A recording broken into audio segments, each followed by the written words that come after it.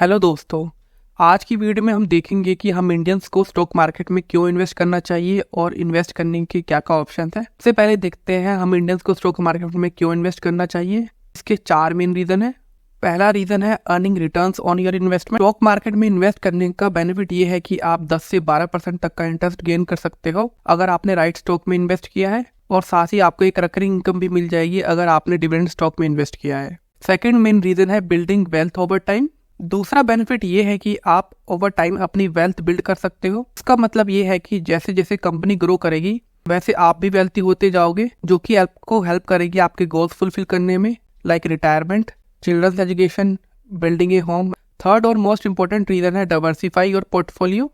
One of the key benefit stock market में invest करने का ये है कि ये आपको हेल्प करता है आपके पोर्टफोलियो को डाइवर्सिफाई करने में, जिससे आपके इन्वेस्टमेंट पोर्टफोलियो में डिफरेंट टाइप्स ऑफ सिक्योरिटीज रहेगी, like stocks, bonds, real estate, gold. Portfolio diversify करने का मेन बेनिफिट ये है कि ये आपके रिस्क को रिड्यूस कर देता है। Last and most important reason है लिक्विडिटी। लिक्विडिटी एक इंपॉर्टेंट कैरेक्टरिस्टिक्स है स्टॉक का, जो कि उसको एक easy buy and sell option बनाती है।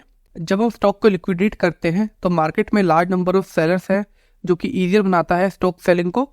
बट एक इम्पोर्टेंट नोट ये है कि लिक्विडिटी अफेक्ट होती है मार्केट कंडीशन से। इस वीडियो में आगे बढ़ने से पहले अगर आप यूएस स्टॉक्स के बारे में इन डिटेल में जानना चाहते हो तो वीडियो का लिंक मैंने डिस्क्रिप्शन और आई बटन में दे रखा है। चलिए अब हम वीडियो पे वापस आते हैं। अब हम इस वीडियो के मोस्ट इंपॉर्टेंट सेक्शन में आते हैं और डिस्कस करते हैं ऐसे कौन कौन से प्लेटफॉर्म है जिनके थ्रू हम इंडियन स्टॉक्स में इन्वेस्ट कर सकते हैं। इंडिया में 2 पॉपुलर प्लेटफॉर्म है जिनके थ्रू स्टॉक्स में इन्वेस्ट किया जाता है। पहला है ज़रोदा और दूसरा है ग्रो। ये कोई स्पॉन्सर्ड वीडियो नहीं है।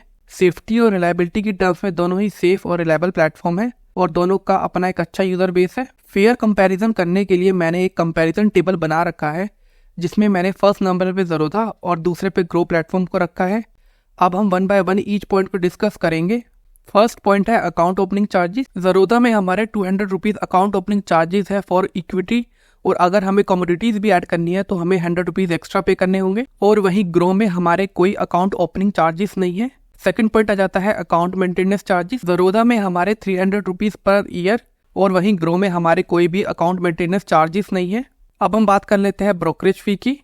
ज़रोदा में हमारा इक्विटी डिलीवरी के लिए कोई भी ब्रोकरेज फी नहीं है, बट इक्विटी इंट्राडे के लिए ₹20 और 0.03% पर ऑर्डर, और वहीं ग्रो में हमारे ₹20 और 0.05% पर ऑर्डर ब्रोकरेज फी रहेगी, प्लस हमें जीएसटी अलग से देना होगा। नेक्स्ट पॉइंट है हमारा सिक्योरिटीज और commodities transaction tax. Zerodha and Groww दोनों में हमारे इक्विटी डिलीवरी के लिए 0.1% ऑफ ऑर्डर अमाउंट चार्जेस लगते हैं, और इक्विटी इंट्राडे के लिए हमारे 0.025% ऑफ ऑर्डर अमाउंट चार्जेस लगते हैं। नेक्स्ट पॉइंट आ जाता है हमारा स्टैम्प ड्यूटी। स्टैम्प ड्यूटी जो है वो हमारी स्टेट गवर्नमेंट चार्ज करती है। ज़रोदा के लिए जो स्टैम्प ड्यूटी है वो हमारी 0.015% है, एंड ग्रो के लिए हमारी 0.018% है। नेक्स्ट पॉइंट आता है हमारा पेमेंट गेटवे चार्जेस। ज़रोदा में हमारे 9 rupees plus GST payment gateway charges है, और दूसरी तरफ ग्रो में हमारे 0 पेमेंट गेटवे चार्जेस है।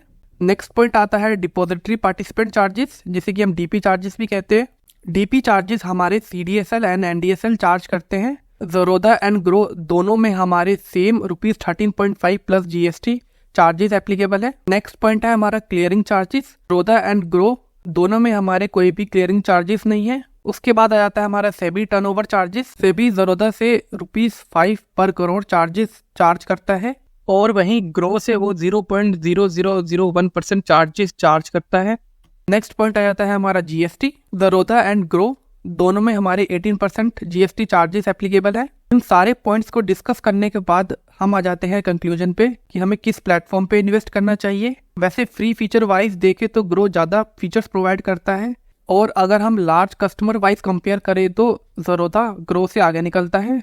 अब डिसीजन आपका है कि आपको कौन से प्लेटफॉर्म के थ्रू स्टॉक मार्केट में इन्वेस्ट करना है। अगर आपको कोई भी डाउट्स है स्टॉक्स के रिलेटेड तो आप कमेंट सेक्शन में पूछ सकते हो। अगर ये वीडियो आपको अच्छी लगे तो आप इस वीडियो को लाइक कीजिए और चैनल को सब्सक्राइब कीजिए।